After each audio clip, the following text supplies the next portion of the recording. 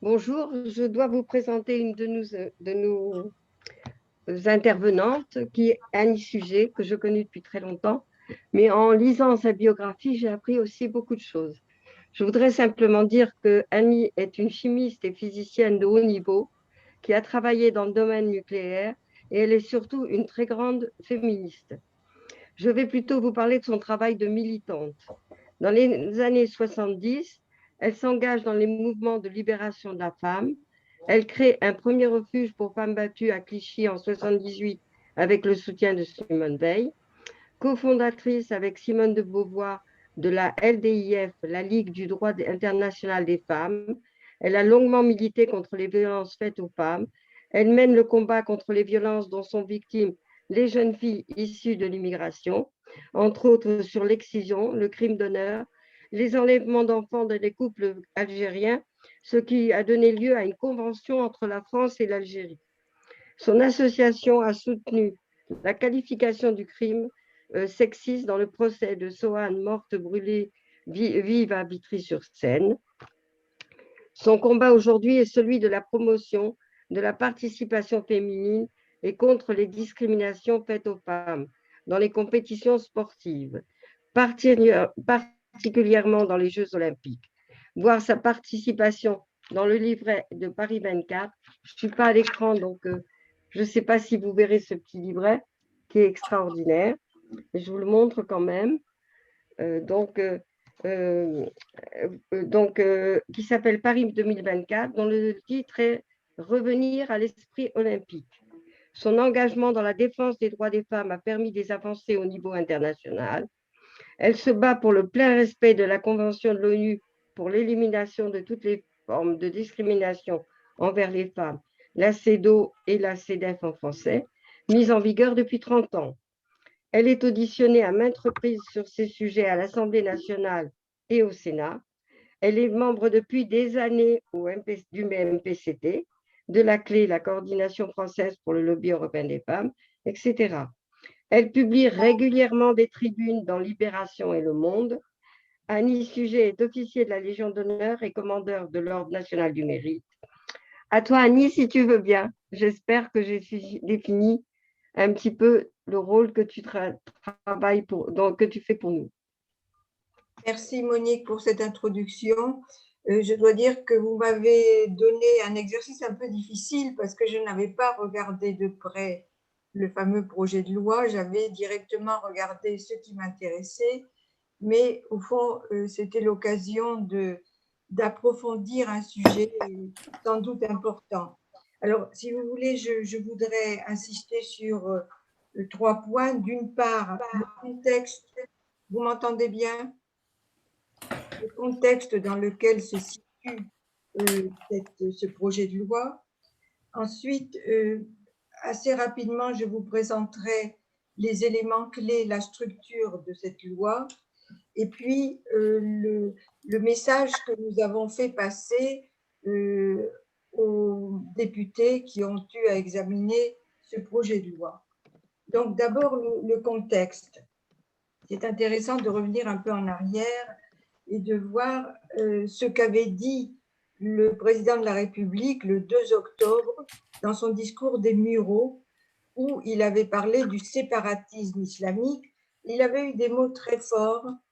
Il disait ce à quoi nous devons nous attaquer, c'est le séparatisme islamiste. Donc ça faisait un moment qu'on attendait d'avoir enfin ces mots et il les a effectivement prononcés. C'est un projet conscient, théorisé, politico-religieux qui se concrétise par des écarts répétés avec les valeurs de la République et qui se traduit souvent par la constitution d'une contre-société, qu'elle soit culturelle, sportive. Donc, on avait l'impression qu'il avait bien pris la mesure du danger.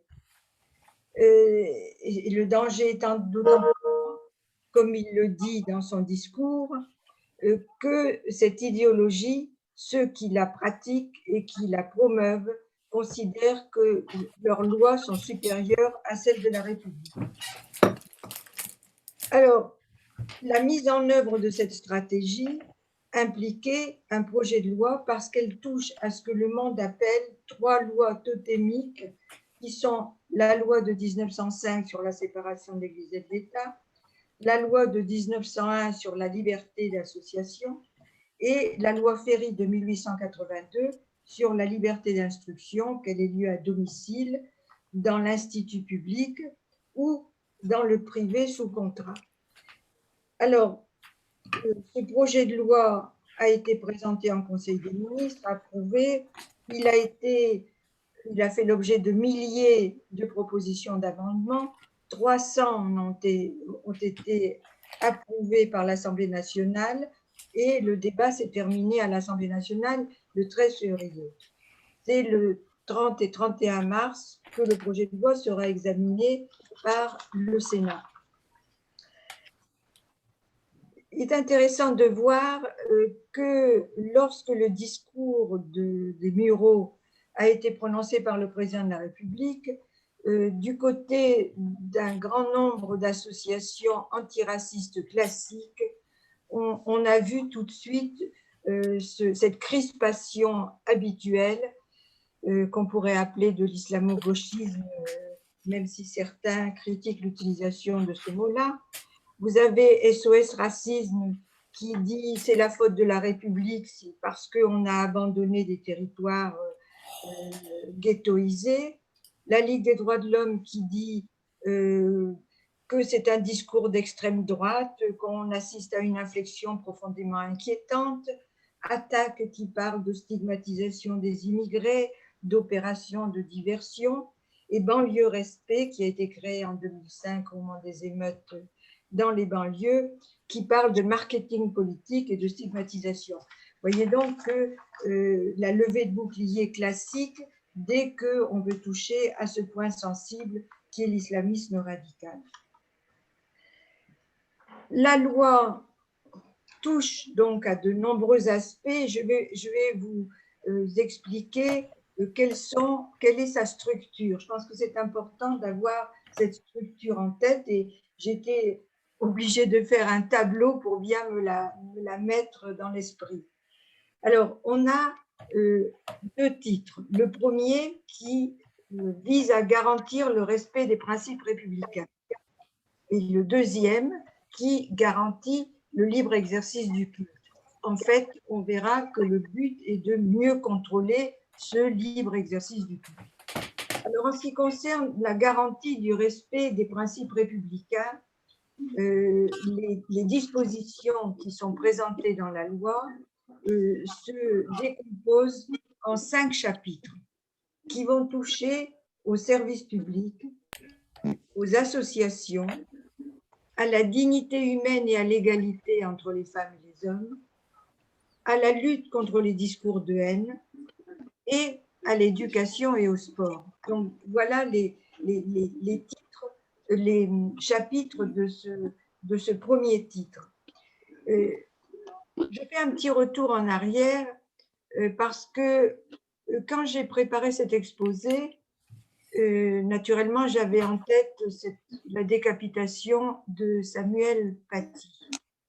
Et je ne sais pas pourquoi j'avais fait un raccourci finalement dans cette histoire, parce que je pensais que le discours du président de la République était venu après l'assassinat de Paty. Et en fait, l'assassinat de Paty a eu lieu le 16 octobre et le discours le 2 octobre. Donc, c'est intéressant de voir que dans le projet de loi, ils ont sûrement rajouté des éléments compte tenu de ce crime, cet assassinat épouvantable, et notamment cette lutte contre les appels à la haine. Alors, reprenons donc le premier chapitre qui est les services publics.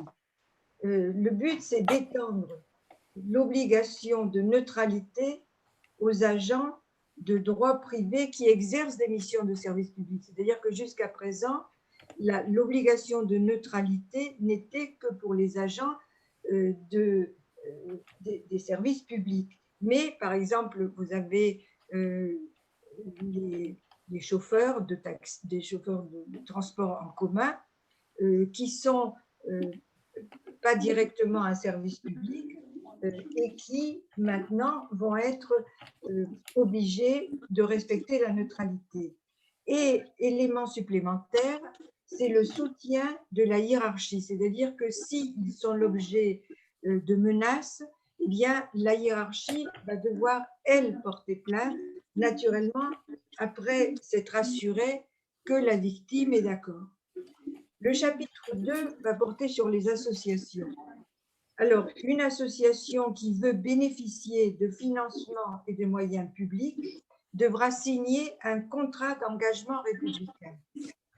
Ce contrat d'engagement républicain implique le respect des principes d'égalité, de liberté, de fraternité, de dignité, les exigences minimales de la vie en société, les symboles fondamentaux de la République. Mais le mot laïcité n'apparaît pas.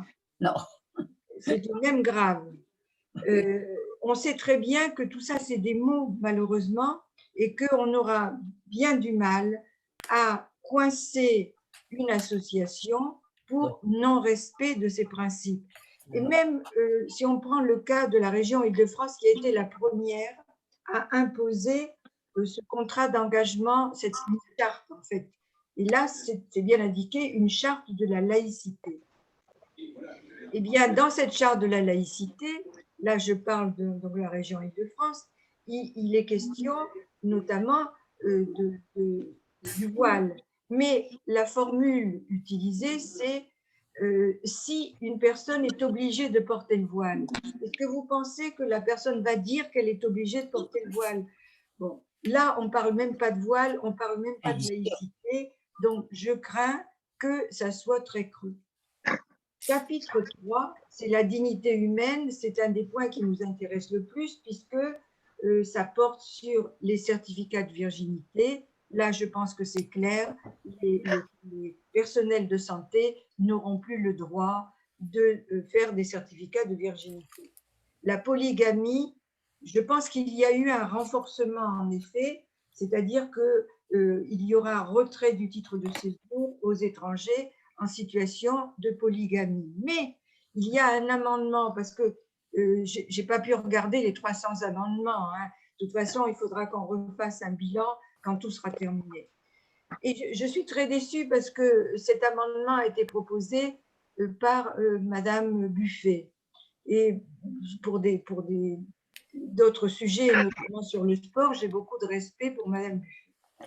Mais elle a rajouté un amendement dans lequel il est dit qu'il faut interroger les personnes concernées par la polygamie, en l'occurrence les femmes, pour savoir si elles étaient volontaires ou non, consentantes ou non. Or, si elles pensent qu'elles vont être renvoyées dans leur pays, qu'elles n'auront plus droit au logement, etc., elles vont dire qu'elles étaient consentantes.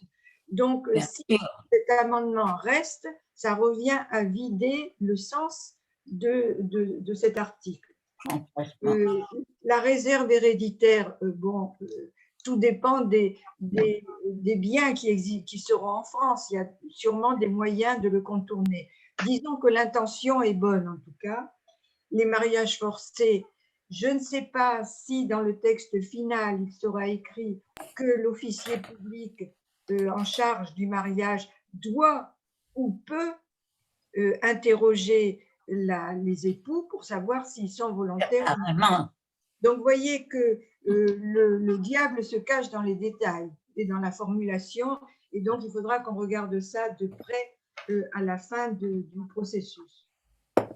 Alors, le chapitre 4, c'est la lutte contre les discours de haine, où c'est intéressant, c'est-à-dire qu'il y a la création d'un délit de mise en danger de la vie d'autrui par la divulgation d'informations. Et là, on voit bien l'influence de cet assassinat odieux.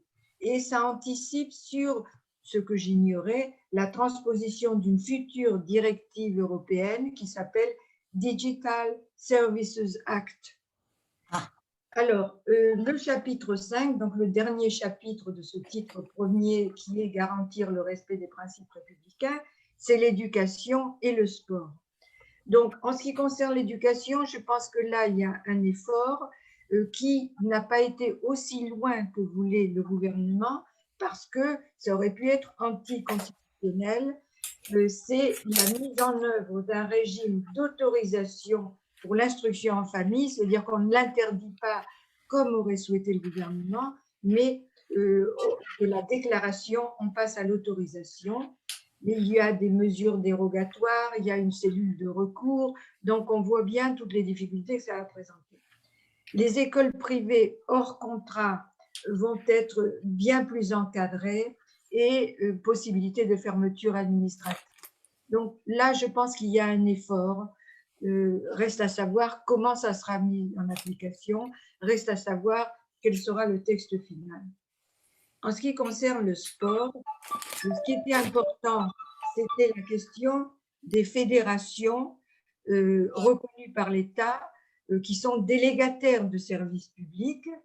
Et nous insistions, comme le Conseil d'État, d'ailleurs, j'ai moi-même été surprise, disait qu'il fallait faire référence à la règle 50.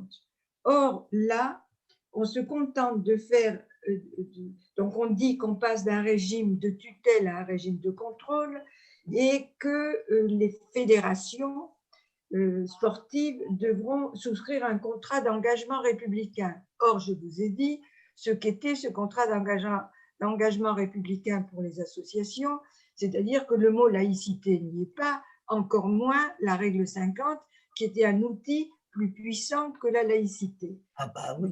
Déception importante sur ce point-là. Alors, le titre 2, c'est garantir le libre exercice des cultes. Donc là, c'est un sujet que je connais beaucoup moins, que mes amis laïcs connaissent beaucoup plus, et donc ils ont fait un certain nombre de communiqués sur le sujet.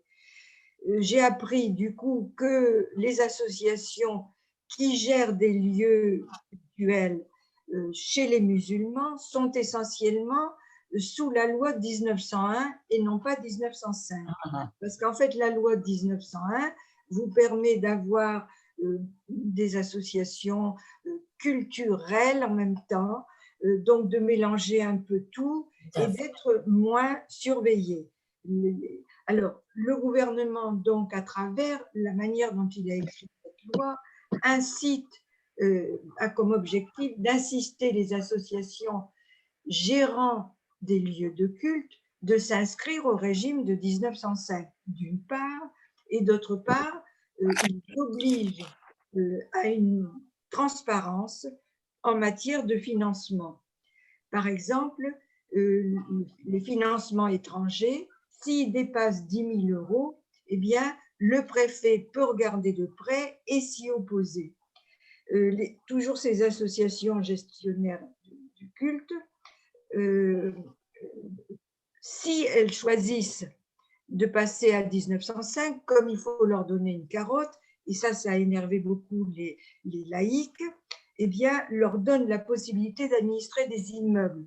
Alors, comme ça a crié beaucoup, parce que ça leur donne en effet la possibilité d'avoir de l'argent, ce qui est une manière de dire, puisque vous ne pouvez plus avoir ce que vous voulez du côté de l'étranger, on va vous donner une possibilité de gagner de l'argent avec des immeubles qui vous auront été donnés par don ou par legs.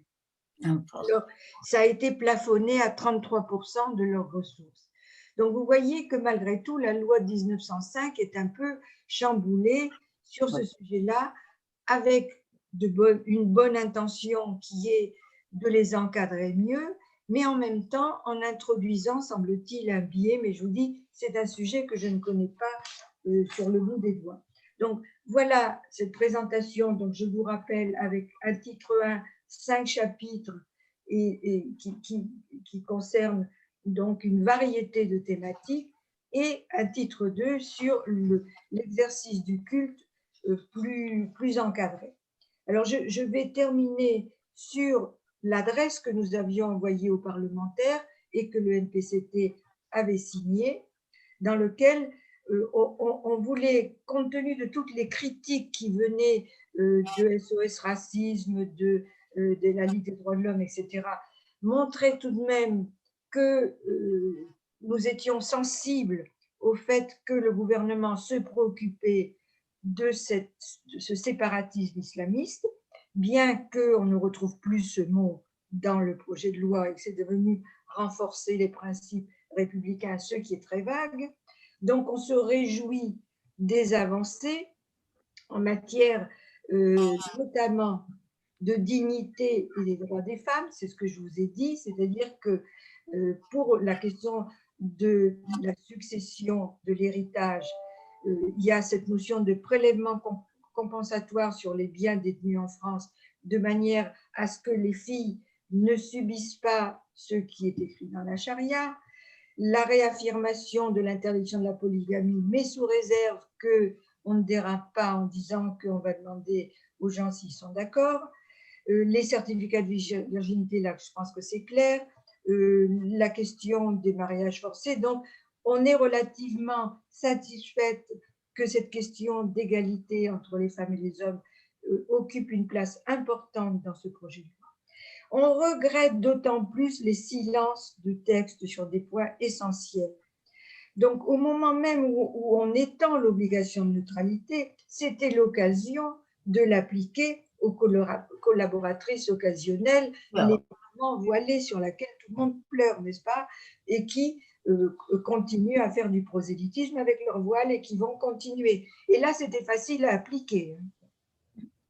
Deuxièmement, on regrette que, malgré les bonnes intentions manifestées sur le sport, eh bien, on ne fasse référence ni à la laïcité, ni à la règle 50.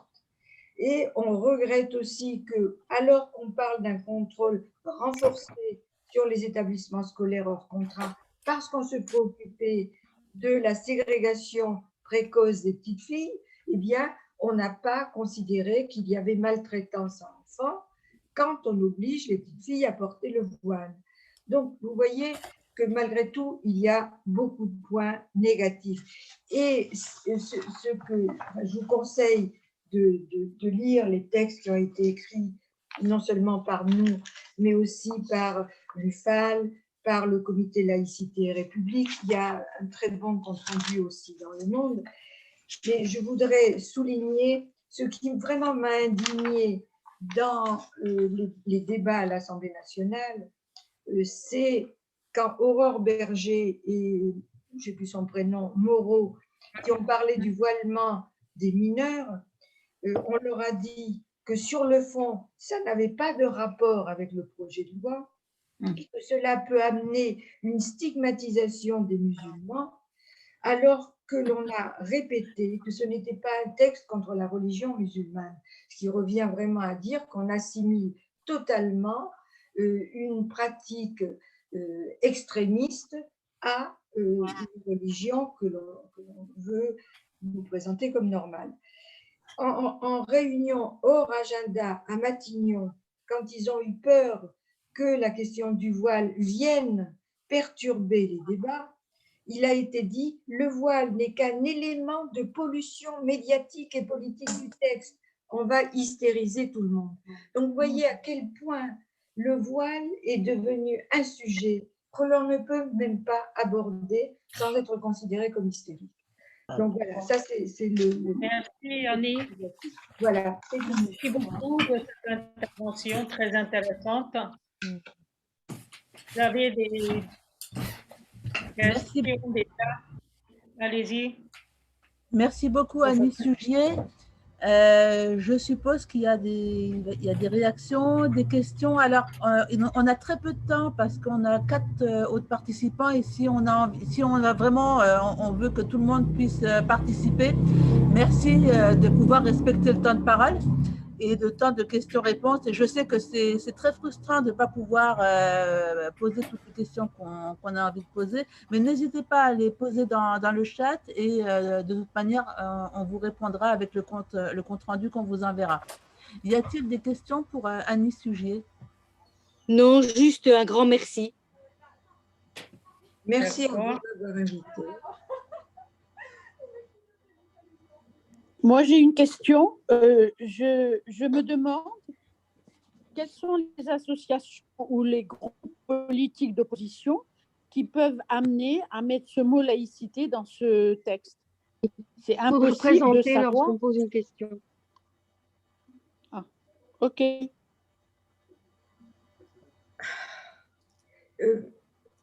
Malheureusement, je ne sais pas. Je ne sais pas. Je pense que, enfin, la droite classique, la LR, en tout cas, a l'air de faire une certaine pression. Je crois que nous, le collectif laïque, par exemple, avec les communiqués divers et variés qu'on a pu faire, on va continuer à en faire. Il y a des personnalités laïques et féministes qui sont auditionnées par le Sénat, mais le dernier mot sera à l'Assemblée nationale. Je crains que les carottes soient cuites.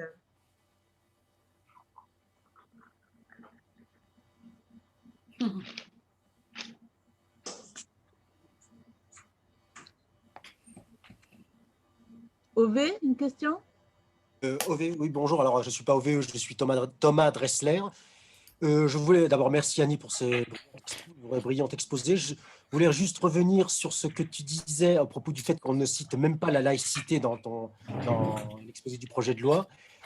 Ça m'a fait rappeler que pas plus tard qu'aujourd'hui est paru sur Le Point le résultat d'un sondage exercé par l'IFOP en partenariat avec la LICRA concernant les jeunes et la laïcité, les jeunes et la laïcité.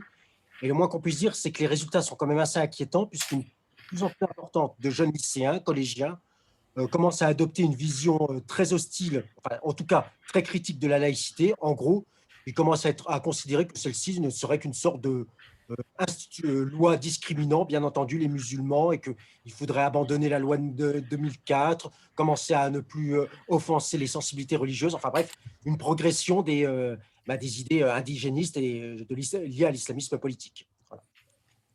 Voilà, je vous enverrai le lien de l'article en question pour vous faire mais pas rassurant, quoi.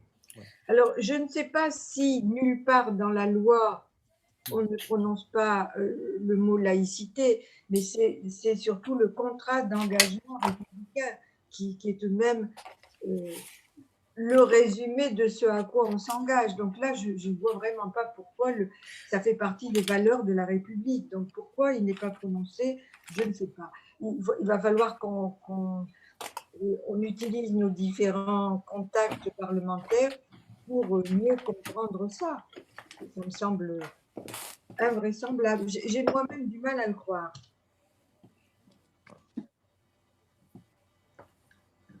C'est tout. Hein. Je ne vais pas plus loin. Je laisse les paroles aux autres. Allez-y. C'est très grave. Hein. En tout cas, c'est très grave. Hein. C'est comme les soutiens de la pédophilie. Ça a duré pendant 20 ans. Personne ne disait rien. Les médias s'en offusquent pas. Si ça avait été un sujet musulman, tout le monde en aurait parlé à la télé.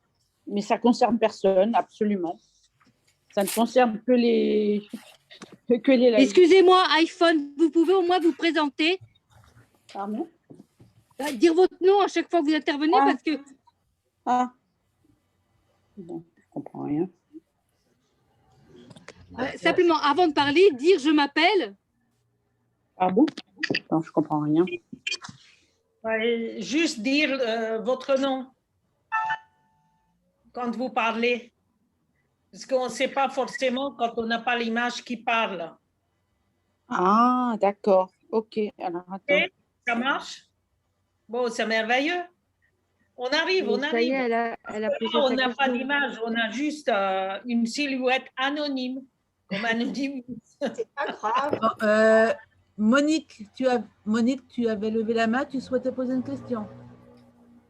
Oui, je voulais remercier Annie, mais je voulais simplement dire qu'il y a 2 jours, je me trouvais avec Barbara Lefebvre à une réunion et qu'on s'est fait rappeler ce qui s'est passé il y a 20 ans avec les territoires perdus de la République et que c'est vraiment là qu'on a un peu perdu notre vie et notre vitalité parce qu'on a tout laissé découler. C'est là le démarrage qui a été l'horreur pour ce qui se passe aujourd'hui.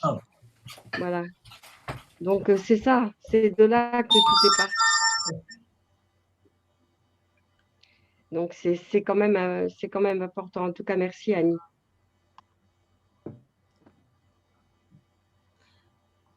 Merci. Alors, Huguette, très rapidement, et ensuite on passera au prochain invité. Huguette, s'il te plaît, vas-y.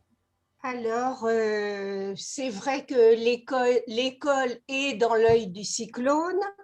Tout à l'heure, j'ai vu passer un message de Laurence qui disait « c'est désespérant ». Alors évidemment, on est là pour penser que c'est très alarmant, mais que ce n'est pas complètement désespérant, mais c'est extrêmement sérieux. Le sondage qui a été commandé par la LICRA à l'IFOP, dont Thomas a parlé, confirme tous les sondages et rapports sérieux et ça bat en brèche le déni qui nous est opposé, le déni de la réalité.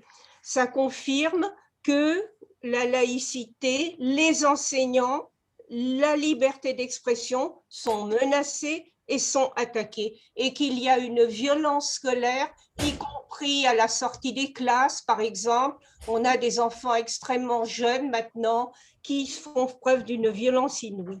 Et alors, le drame, c'est que, par exemple, lorsque Mila a été menacée de mort, lorsque Samuel Paty a été menacé et... Non, mais vas-y, mais bon. Ça s'est bien passé, ton travail? Pardon.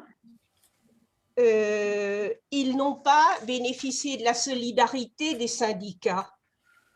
C'est-à-dire que le pas de vague, il prévaut peut-être encore plus au sein d'associations, au sein de syndicats, que au niveau de l'administration.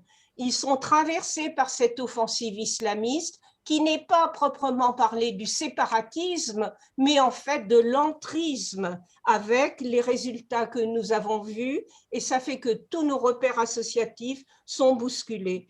Et donc, je vais juste citer le tweet de Nadia Gerbs, qui est une universitaire féministe et laïque belge, qui vient de tweeter « L'islamo-gauchisme, le truc qui n'existe tellement pas que je dois maintenant chercher un nouvel emploi ». Et c'est vrai qu'on a des enseignants brillants qui sont amenés à quitter le collège, le lycée, l'université. Alors c'est extrêmement important de fédérer toutes les initiatives, et il y en a, on a vu des textes extraordinaires de différentes personnes, et de soutenir en particulier Vigilance Université et Vigilance Collège-Lycée qui s'est créée après la décapitation de Samuel Paty, qui sont très vigilants précisément à défendre la laïcité. Ce sont des alliés. Donc, pas de désespoir, mais une grande vigilance.